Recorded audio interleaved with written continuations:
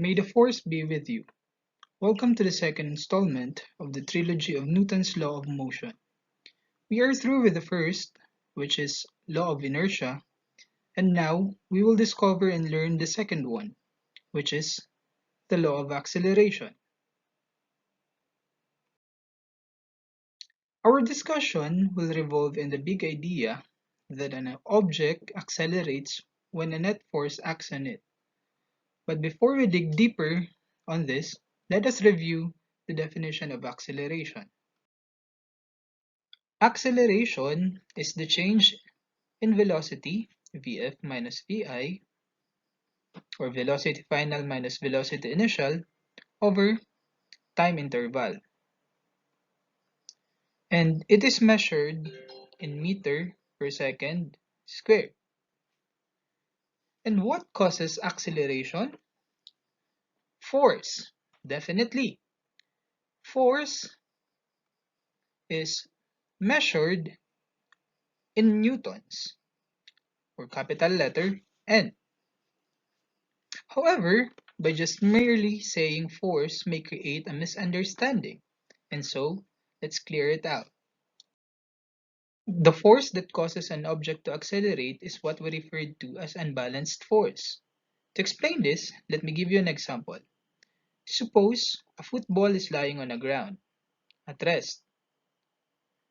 When an object is at rest, the net force acting on it is balanced. The supporting force and the force of gravity. So Fs equals to the net force. And so the net force must be equal to 0. And when an object is at rest, remember, the net force is balanced. Now, kick the ball and you apply an unbalanced force. And what will happen? The ball experiences a change in motion. It accelerates. Kick it again, and the ball changes in motion again. Now let's put the concept into equation form. When forces are unbalanced, there is an acceleration.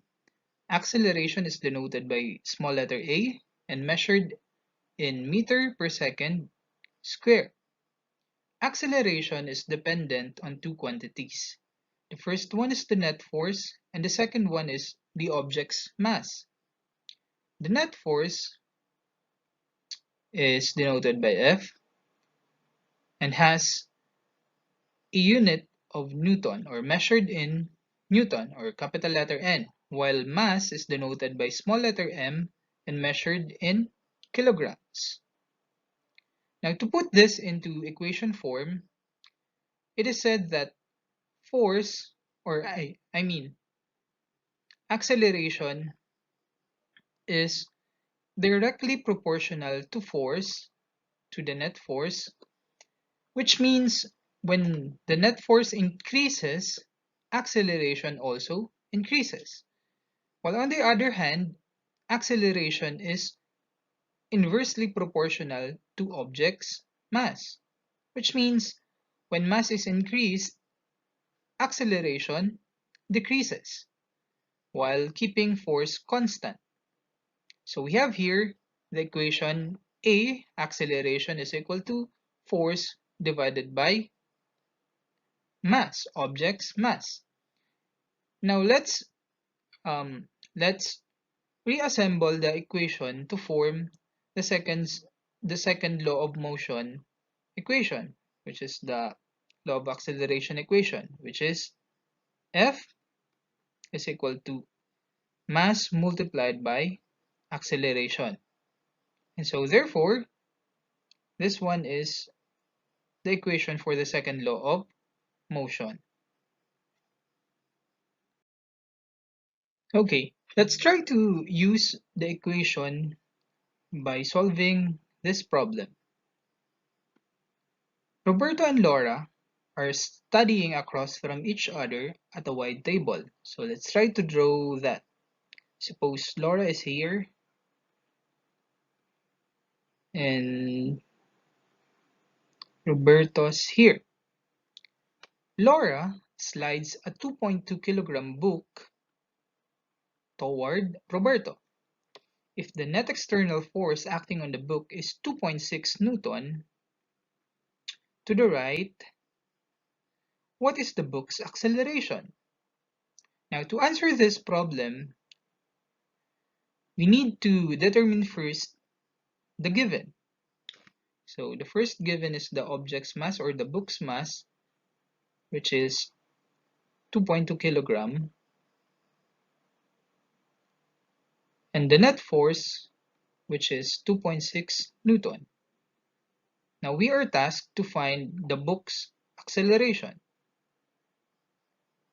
Now using the equation for the second law of motion, F or force is equal to mass multiplied by acceleration, we will be able to find the book's acceleration. However, the equation is not yet arranged to find acceleration, and so we must derive the equation. Divide both sides by m to get the formula for acceleration. So A acceleration is equal to force divided by mass. Then substitute the given. Force is 2.6 Newton divided by 2.2 kilogram. So 2.6 divided by 2 kilogram is 1.18 meter per second square. So the book's acceleration is 1.18 meter per second square. So let us remember that Newton is equal to kilogram multiplied by meter per second square.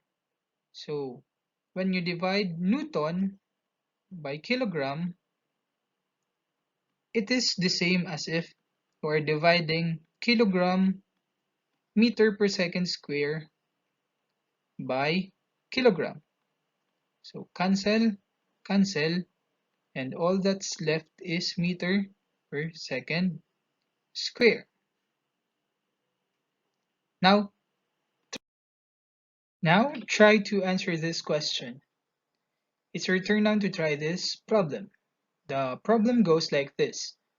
How much force or thrust must a 30,000 kilogram jet plane develop to achieve an acceleration of 1.5 meter per second square?